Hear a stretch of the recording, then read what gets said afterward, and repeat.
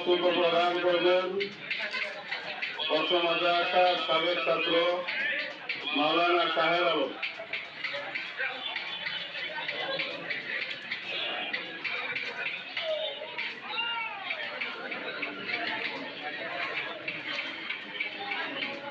السلام عليكم ورحمة الله.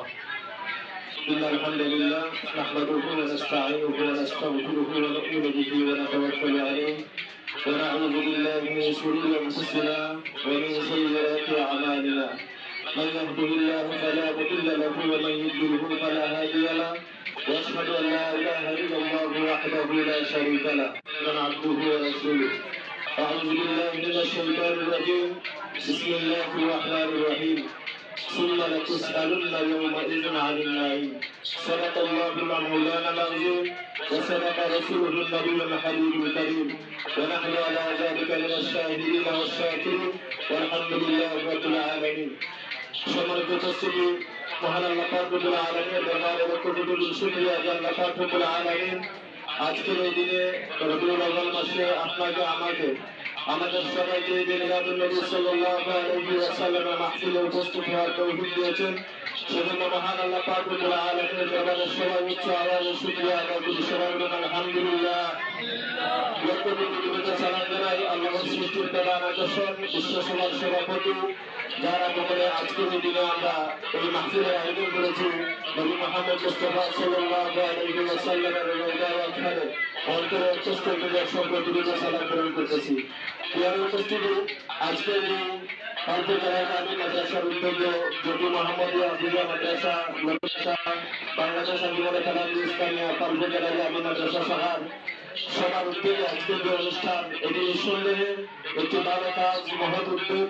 আল্লাহ পাক রব্বুল আলামিন কুরআনুল কারীমের মধ্যে বলেছেন কালকে আমাদের ময়দানে আমাদের সবাইকে জিজ্ঞাসা করা হবে যে আমি আল্লাহ পাক রব্বুল আলামিন তোমাদেরকে নিয়ামত দান করেছিলাম, তোমরা আমার সেই নিয়ামতের শুকরিয়া আদায় করেছো। তাই আমাদেরকে আল্লাহ পাক রব্বুল আলামিন মহব্বত করে আমাদের প্রতি দয়া করে আল্লাহ পাক রব্বুল আলামিন তার হাবিব মুহাম্মদ মুস্তাফা সাল্লাল্লাহু আলাইহি ওয়াসাল্লামকে পাঠিয়ে দিলেন এবং তার উম্মত হিসেবে আমাদেরকে কবুল করেছেন। এজন্য আল্লাহ পাক রব্বুল আলামিন তার হাবিবকে পাঠালেন। এই হাবিবের আগমনে আজকের এই দিনে অত্যন্ত আনন্দিত আমরা, কারণ আল্লাহ হাবিব সাল্লাল্লাহু আলাইহি ওয়াসাল্লাম যদি আজকের দিনে পৃথিবীতে না আসতেন তাহলে আমরা হতাম না, গাছপালা তরুণ না, কোনো কিছু সৃষ্টি হতো না। আল্লাহ হাবিব সাল্লাল্লাহু আলাইহি ওয়াসাল্লামের আগমনে হযরত আবু কাতাদা রাদিয়াল্লাহু তাআলা আনহু থেকে বর্ণিত যে রাসূলুল্লাহ সাল্লাল্লাহু আলাইহি ওয়াসাল্লামকে সাহাবীয়ে কেরামরা জিজ্ঞেস করলেন, ইয়া রাসূলুল্লাহ, ইয়া হাবিবাল্লাহ, আপনি প্রতি সোমবার কেন রোজা রাখেন? আল্লাহ হাবিব সাল্লাল্লাহু আলাইহি ওয়াসাল্লাম বলেন, আমার জন্মদিন হয়েছিল সোমবার, আর এজন্যই আমি আল্লাহ পাক রব্বুল আলামিনের শুকরিয়া আদায় করতে আমি আমার জন্মের দিন উপলক্ষে আমি আল্লাহ পাক রব্বুল আলামিনের সন্তুষ্টির জন্য আমি রোজা রাখতাম। সুবহানাল্লাহ। তাহলে আল্লাহ হাবিব সাল্লাল্লাহু আলাইহি ওয়াসাল্লাম হাদিস দ্বারা বোঝালেন যে আমি নবী যদি আমার জন্মদিন পালন করতে পারলাম তাহলে নবী মুহাম্মদ মুস্তাফা সাল্লাল্লাহু আলাইহি ওয়াসাল্লামের জন্মের দিনে আপনি আমি এই দিনটা পালন করলে এতগুলো বাধা নেই। কারণ আল্লাহ হাবিব সাল্লাল্লাহু আলাইহি ওয়াসাল্লামের জন্ম উপলক্ষে প্রসিদ্ধ কারণই যে হযরত হাসান বসরি রহমাতুল্লাহ আলাইহি উনি বলেন যে যদি আমার উহুদ পাহাড় পরিমাণ স্বর্ণের টুকরা থাকতো, স্বর্ণের পাহাড় থাকতো, তাহলে আমি নবী মুহাম্মদ মুস্তাফা সাল্লাল্লাহু আলাইহি ওয়াসাল্লামের আগমনের দিনে জন্মের দিনে আমার সমস্ত সম্পদ সমস্ত স্বর্ণ ব্যয় করে দিতাম।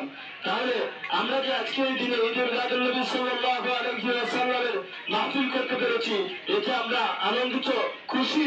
কারণ আল্লাহ হাবিব সাল্লাল্লাহু আলাইহি ওয়াসাল্লামের আজকের যে আগমনের দিনটা আমরা পালন করতেছি, শুধুমাত্র রবিউল আউয়াল মাস আসলে ঈদুল মিলাদুন নবী মাহফিল পালন করা নয়, সমস্ত বছর জুড়ে আমরা নবী মুহাম্মদ মুস্তাফা সাল্লাল্লাহু আলাইহি ওয়াসাল্লামের আদর্শ, নবী মুহাম্মদ মুস্তাফা সাল্লাল্লাহু আলাইহি ওয়াসাল্লামের আখলাক দিয়ে আমাদের জীবনকে সুন্দর করতে হলে, আমাদের চরিত্রকে সাজাতে হলে আল্লাহ পাক রব্বুল আলামিন যেন